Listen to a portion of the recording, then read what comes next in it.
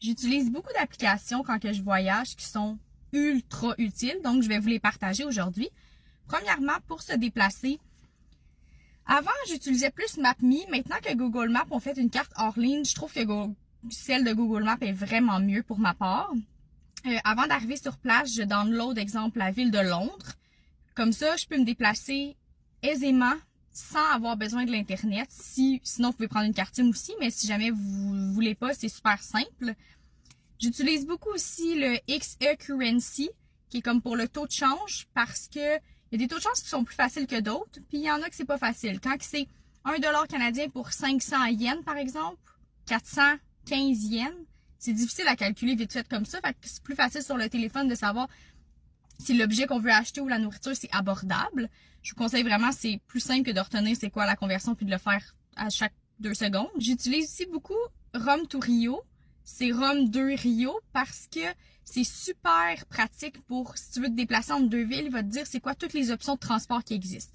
Fait qu'exemple, je veux partir de Paris puis je veux aller à Marseille. Comment je me rends? Il va te dire les trains, les autobus, si tu vas en voiture, en taxi, il va toutes les nommer.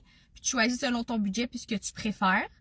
Ensuite, Tricompte, si vous voyagez à plusieurs, même à 2 personnes, c'est wow, là, ça calcule pour toi qui doit quoi à qui. Fait que chaque fois que vous faites une dépense, vous l'écrivez dans Tricompte, puis ça va balancer. À 2, c'est quand même plus facile, là, parce que c'est soit qu'un doit à l'autre ou l'autre doit à l'autre, mais quand t'es comme 5-6 à voyager ensemble, ben ça fait le calcul le plus facile. Fait que souvent, un va donner de l'argent à l'autre que l'autre aurait dû donner à lui, puis là, ça fait un transfert d'argent plus simple.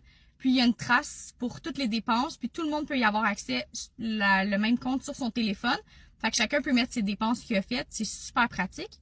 J'utilise aussi Travel Spend pour tenir à jour tous mes voyages pour les budgets. Fait qu'exemple, j'écris mes hôtels, combien que ça a coûté, le restaurant, les transports, j'écris chaque activité, chaque nourriture, tout. Puis après ça, ça te fait un graphique qui dit, exemple, 30% de ton budget est allé pour le billet d'avion, 30%. Puis je trouve ça juste intéressant de le savoir environ combien que ça coûte. On se fait souvent demander après ça, ça a coûté combien ton voyage? Fait que c'est facile de pouvoir répondre. Puis c'est le fun de pouvoir savoir que tel pays a coûté.